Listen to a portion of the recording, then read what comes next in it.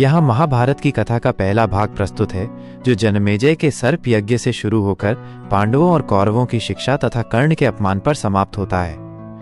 महाभारत, भाइयों का युद्ध, इंसानियत का सबक। ये कहानी है भाइयों की लड़ाई की। ये कहानी है एक ऐसे युद्ध की जो इंसानियत को समझा गया।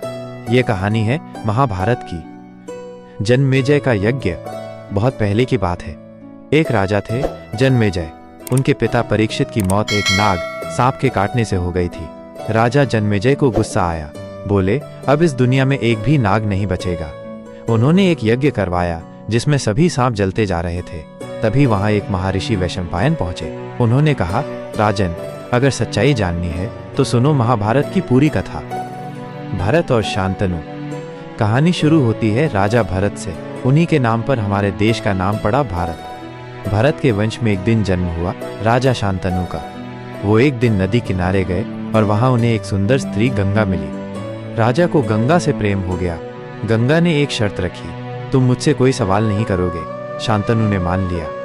गंगा ने 7 बेटे पैदा किए और 7 को नदी में बहा दिया। राजा चुप रहा। जब 8वां बेटा हुआ और गंगा उसे भी बहाने लगी, तब राजा बोल पड़ा। गंगा ने कहा, अब तुमने वचन तोड़ दिया, मैं जा रही हूं, लेकिन ये बेटा बहुत महान बनेगा। इसका नाम होगा देवव्रत। भीष्म की प्रतिज्ञा। कई साल बाद शांतनु को फिर एक लड़की पसंद आई, सत्यवती। सत्यवती के पिता बोले, अगर मेरी बेटी की औलाद राजा नहीं बनेगी तो शादी नहीं होगी। शांतनु दुखी हो गए। देवव्रत को जब ये बात पता चली, उसने कहा, मैं आजीवन शादी नहीं करूंगा, कभी राजा नहीं बनूंगा। उस दिन देवता भी कांप उठे। अब वो भीष्म पितामह कहलाए। पांडु, धृतराष्ट्र और विदुर। शांतनु की मौत के बाद उनके बेटे विचित्रवीर्य भी जल्दी मर गए।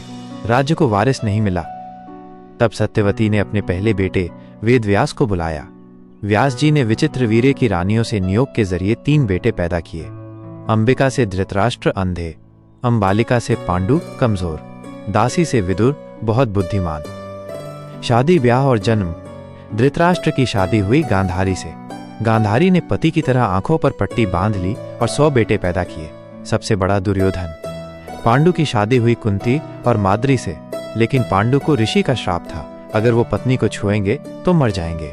इसलिए कुंती ने एक वरदान से देवताओं को बुलाकर बेटे पैदा किए। धर्मराज से युधिष्ठिर, वायुदेव से भीम, इंद्र से अर्जुन, माद्री से नकुल सहदेव, अश्विनी कुमारों से। कर्ण का जन्म। कुंती को यह वरदान शादी से पहले ही मिल गया था। जिज्ञासावश उसने सूर्य देव को बुला लिया और एक बेटा हुआ कर्ण। पर कुंती कुंवारी थी। समाज के डर से उसने कर्ण को नदी में बहा दिया। कर्ण को एक रथ चलाने वाले दंपत्ति ने पाला। बड़ा होकर वो बना महान योद्धा। पांडव और कौरवों की शिक्षा। अब सब बच्चे बड़े होने लगे, पांडव और कौरव। गुरु द्रोणाचार्य ने सबको शिक्षा दी। सबसे अच्छा निकला अर्जुन। इस बात से दुर्योधन और कर्ण को बहुत जलन होने लगी। एक दिन कर्ण ने अर्जुन को मुकाबले के लिए ललकारा, पर जब उसका जन्म पूछा गया तो कहा गया कि वो सूत पुत्र है। राजाओं की सभा से उसे निकाल दिया गया। तब दुर्योधन ने उसे राजा बना दिया। यहाँ महाभारत की कथा का दूसरा भाग प्रस्तुत है, जो हस्तिनापुर की राजनीति से शुरू होकर कुरुक्षेत्र युद्ध के निश्चय पर समाप्त होता है। महाभारत, असली आग का जन्म। जहाँ राजा भी छोटे लगते हैं, जहाँ रिश्ते भी राजनीति से कमजोर हो जाते हैं, वहां से शुरू होती है महाभारत की असली आग। हस्तिनापुर में राजनीति शुरू। पांडव और कौरव बड़े हो चुके थे। गुरु द्रोणाचार्य ने सबको शिक्षा दे दी थी। अब सवाल था, हस्तिनापुर का राजा कौन बनेगा। धृतराष्ट्र खुद अंधे थे, लेकिन चाहते थे कि उनका बेटा दुर्योधन राजा बने। पर भीष्म, विदुर और बाकी सब मानते थे कि युधिष्ठिर ही सबसे योग्य है। राजनीति शुरू हो गई। लाक्षागृह की साजिश। दुर्योधन और शकुनी को डर था कि पांडव कभी भी राजा बन सकते हैं, इसलिए उन्होंने एक षड्यंत्र रचा, लाक्षागृह। एक महल बनवाया, मोम और लकड़ी का। पांडवों को वहां भेजा गया और रात में आग लगा दी गई। परंतु पांडव पहले ही सब जान गए थे। उन्होंने एक गुप्त रास्ते से निकलकर जंगल की ओर भाग लिया। जंगल में भेष बदलकर पांडव अब आम लोगों की तरह जंगलों में रहने लगे। भीम ने एक राक्षसी हिडिंबा को हराया, उससे शादी भी की।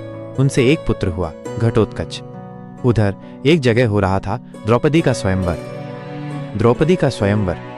राजा द्रुपद ने अपनी बेटी द्रौपदी के लिए एक धनुष प्रतियोगिता रखी थी। बड़े बड़े राजा आए पर कोई धनुष न उठा सका। तब एक गरीब ब्राह्मण के भेष में अर्जुन ने आकर लक्ष्य भेदा। द्रौपदी ने जयमाल डाल दी, पर कर्ण को अपमानित कर दिया था, क्योंकि वो सूत पुत्र था। जब पांडव घर लौटे, कुंती ने बिना देखे कहा, जो भी लाए हो 5 में बांट लो। इस तरह द्रौपदी की शादी 5 पांडवों से हुई। पांडवों को मिला अपना राज्य। अब बात बिगड़ती जा रही थी। तब हस्तिनापुर ने समझौता किया। पांडवों को एक बंजर जमीन दी गई, खंडवप्रस्थ, पर पांडवों ने वहां एक शानदार नगर बसाया। नाम रखा इंद्रप्रस्थ। जुए की सभा। दुर्योधन और शकुनी ने नई चाल चली। उन्होंने पांडवों को जुए के लिए बुलाया। युधिष्ठिर धर्मप्रिय था, उसने मना नहीं किया।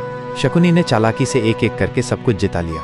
राजपाट, सेना, भाई, खुद युधिष्ठिर और फिर द्रौपदी का चीरहरण। सभा में द्रौपदी को घसीट कर लाया गया। दुर्योधन ने उसके कपड़े उतरवाने का हुक्म दिया। द्रौपदी ने श्री कृष्ण को याद किया और फिर उसका चीर कभी खत्म ही नहीं हुआ। सभा में सब चुप थे, भीष्म भी, द्रोण भी, राजा भी। द्रौपदी ने शपथ ली, जिस दिन युद्ध होगा मैं अपने बाल तब तक नहीं बांधूंगी जब तक दुशासन का खून नहीं धोऊंगी। वनवास की सजा। पांडवों को 13 साल का वनवास और आखिरी साल गुप्तवास की सजा दी गई। वे जंगलों में भटके लेकिन टूटे नहीं। वनवास की कहानियां। भीम ने हनुमान से भेंट की। अर्जुन को देवताओं से दिव्यास्त्र मिले। युधिष्ठिर ने धर्मराज से यक्ष प्रश्न 12 में सत्य से उत्तर दिए। नकुल सहदेव ने भी ज्ञान प्राप्त किया। विराट नगरी में अज्ञातवास। 13वें साल में पांडवों ने गुप्त भेष में राजा विराट के यहाँ नौकरी की। युधिष्ठिर बन गया राजा का सलाहकार। भीम रसोइया, अर्जुन नर्तक, नकुल सहदेव पशुपालक, द्रौपदी रानी की दासी। अंत में अर्जुन ने सबके सामने आकर कौरवों की सेना को हरा दिया। अब युद्ध तय है। अब 13 साल पूरे हो चुके थे। पांडवों ने अपना राज्य वापस मांगा। दुर्योधन ने मना कर दिया, कहा, मैं सुई की नोक जितनी जमीन भी नहीं दूंगा। अब कृष्ण ने संदेश दिया, अगर युद्ध टालना है तो सिर्फ 5 गांव दे दो, पर दुर्योधन ने वो भी नकार दिया। अब तय हो गया, कुरुक्षेत्र का युद्ध होगा, धर्म और अधर्म के बीच। महाभारत, कुरुक्षेत्र का महासंग्राम। कहानी अब पहुंच चुकी है उस मोड़ पर जहां कोई लौटने का रास्ता नहीं बचा, जहां भाई भाई के सामने खड़ा होगा और तलवारें रिश्तों से बड़ी होंगी। युद्ध की तैयारी। अब दोनों ओर युद्ध की तैयारी शुरू हो गई। एक तरफ थे पांडव और दूसरी ओर कौरव। सबसे बड़ी चिंता थी, कौन किसके साथ जाएगा। कृष्ण की शांति यात्रा। पांडवों की तरफ से श्री कृष्ण खुद शांति दूत बनकर हस्तिनापुर गए। वो बोले, अगर तुम युद्ध नहीं चाहते तो बस 5 गांव दे दो। दुर्योधन हंस पड़ा, बोला, मैं तो सुई की नोक जितनी जमीन भी नहीं दूंगा। अब कृष्ण ने सभा में विराट रूप दिखाया। पूरा दरबार कांप उठा। फैसला हो गया, अब युद्ध होगा। सेना का बंटवारा। अब दोनों पक्ष योद्धाओं को अपनी ओर मिलाने लगे। कर्ण, द्रोणाचार्य, भीष्म, अश्वत्थामा, कृपाचार्य सब कौरवों की ओर। द्रुपद, धृष्टद्युम्न, शिखंडी, घटोत्कच, अभिमन्यु, सात्यकी पांडवों की ओर। अब आया सबसे अहम फैसला, कृष्ण किसके साथ। कृष्ण का प्रस्ताव। कृष्ण ने दोनों को बुलाया, अर्जुन और दुर्योधन। बोले, मेरे पास 2 विकल्प हैं, एक तरफ मेरी एक अक्षौहिणी सेना और दूसरी तरफ मैं खुद, लेकिन बिना हथियार के। दुर्योधन ने कहा, मुझे सेना चाहिए। अर्जुन बोले, मुझे आप चाहिए। कृष्ण बन गए अर्जुन के सारथी। भीष्म सेनापति बने। अब युद्ध शुरू होने से पहले भीष्म को सेनापति बनाया गया, पर उन्होंने शर्त रखी, मैं पांडवों को नहीं मारूंगा, बस लड़ूंगा। कृष्ण ने कहा, जब तक भीष्म है युद्ध नहीं जीता जा सकता। भगवद गीता का उपदेश। अब आया कुरुक्षेत्र का पहला दिन। अर्जुन ने जब सामने अपने गुरु, दादा, भाई और रिश्तेदार देखे तो उसका धनुष गिर पड़ा। वो बोला, मैं अपनों को कैसे मारूं। तब श्री कृष्ण ने अर्जुन को उपदेश दिया, ये शरीर नश्वर है, आत्मा अमर है, तू सिर्फ अपना धर्म निभा, युद्ध कर। यहीं पर भगवद गीता की शुरुआत हुई। महायुद्ध शुरू। युद्ध शुरू हुआ, 18 दिन चला। हर दिन कोई न कोई वीर धराशायी हो रहा था। भीम ने अपने गदा से सैकड़ों योद्धा गिरा दिए। अर्जुन के तीरों की वर्षा देखकर सब डर गए। भीष्म का पतन। शिखंडी जो स्त्री बनकर जन्मा था, उसे भीष्म युद्ध में महिला मानते थे और उस पर वार नहीं करते थे। कृष्ण ने योजना बनाई, शिखंडी को अर्जुन के सामने खड़ा कर दिया। भीष्म ने युद्ध बंद कर दिया और अर्जुन ने तीरों से उन्हें छलनी कर दिया। भीष्म जमीन पर नहीं गिरे, तीरों की सेज पर लेटे रहे। उन्होंने कहा, मैं उत्तरायण आने तक प्राण नहीं त्यागूंगा। द्रोणाचार्य का अंत। एक दिन द्रोणाचार्य अजय बन गए थे। तब युधिष्ठिर से झूठ बुलवाया गया, अश्वत्थामा मारा गया। द्रोण ने यह सुनते ही शस्त्र छोड़ दिया। धृष्टद्युम्न ने मौके पर वार कर दिया और गुरु मारे गए। कर्ण का वध। अब आया कर्ण बनाम अर्जुन। कर्ण का रथ का पहिया कीचड़ में फंस गया। वो श्री कृष्ण से बोला, थोड़ा रुको, रथ निकाल लो। कृष्ण बोले, जब अभिमन्यु अकेला था तब रुके थे क्या। अर्जुन ने तीर मारा और कर्ण मारा गया। दुर्योधन और भीम की गदा युद्ध। अब बचे सिर्फ दुर्योधन, उसका और भीम का गदा युद्ध हुआ।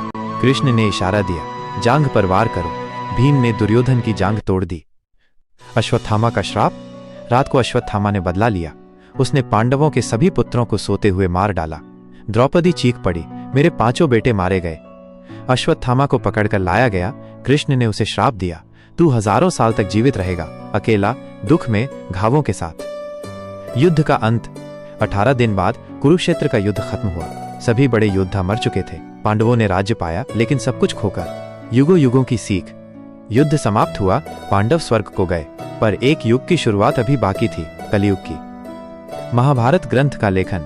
युद्ध के वर्षों बाद ऋषि व्यास ने महाभारत की पूरी कथा लिखनी चाहिए। उन्होंने कहा, यह कथा इतनी बड़ी है कि मुझे कोई दिव्य व्यक्ति चाहिए जो इसे लिख सके। तब भगवान गणेश प्रकट हुए। उन्होंने शर्त रखी, मैं लिखूंगा लेकिन बिना रुके, आप रुके तो मैं छोड़ दूंगा। व्यास जी ने भी शर्त रखी, हर श्लोक का अर्थ समझे बिना आप लिख नहीं सकते। इस तरह 100,000 श्लोकों में महाभारत लिखा गया। श्रीमद् भगवद गीता की महिमा। महाभारत के बीच में ही भगवान कृष्ण ने अर्जुन को गीता का उपदेश दिया था। वो केवल युद्ध की बात नहीं थी, जीवन की सीख थी। कर्म किए जा, फल की चिंता मत कर। भगवद गीता आज भी दुनिया की सबसे पढ़ी जाने वाली आध्यात्मिक पुस्तक है। परीक्षित का राज और श्राप। पांडवों के बाद राजा बना परीक्षित। एक बार उसने एक ऋषि के गले में मरा हुआ सांप डाल दिया। ऋषि के बेटे ने गुस्से में उसे श्राप दे दिया, 7वें दिन तक्षक नाग उसे डस लेगा। परीक्षित को जब ये पता चला, वो गंगा के किनारे जाकर बैठ गया। वहीं पर शुकदेव मुनि ने उन्हें भागवत पुराण सुनाया 7 दिन तक। 7वें दिन तक्षक नाग आया और परीक्षित की मृत्यु हो गई। कलयुग की शुरुआत। परीक्षित की मृत्यु के साथ ही कलयुग शुरू हो गया। कलयुग, जिसमें लोग धर्म से दूर हो जाएंगे। झूठ, लालच, हिंसा और छल बढ़ेगा। सत्य घटेगा, अधर्म बढ़ेगा। लेकिन हर युग की तरह अंत में भगवान का अवतार होगा। कलयुग में धर्म के 4 पिलर। कलयुग में धर्म सिर्फ एक पैर पर खड़ा रहेगा, सत्य। बाकी 3 तप, दया और पवित्रता खो जाएंगे। पर जो लोग सच्चाई और भक्ति में रहेंगे, उन्हें भगवान नहीं छोड़ेंगे। महाभारत की अनंत सीखें। महाभारत कोई पुरानी कहानी नहीं, ये हर युग की, हर इंसान की कहानी है। इसमें हर इंसान का चेहरा है, कभी अर्जुन, कभी दुर्योधन, कभी कर्ण, कभी भीष्म। प्रश्न उठते हैं, क्या कर्ण दोषी था या मजबूर? क्या द्रौपदी का अपमान ही युद्ध की जड़ था? क्या श्री कृष्ण ने नियम तोड़े या धर्म निभाया? इन सवालों के जवाब हर इंसान को खुद खोजने होते हैं। अंतिम संदेश। महाभारत बताता है, अगर हम अपने अहंकार, लालच और द्वेष को ना छोड़ें, तो कोई भी घर कुरुक्षेत्र बन सकता है। अंतिम वाक्य। धर्म और अधर्म के बीच की ये लड़ाई आज भी चल रही है, बाहर भी और हमारे भीतर भी। वीडियो का क्लोजिंग लाइन। आपने सुनी महाभारत की संपूर्ण कथा। अगर आपको ये कथा पसंद आई तो अपने विचार जरूर साझा करें, और हाँ, इसे दूसरों तक पहुंचाना मत भूलिए।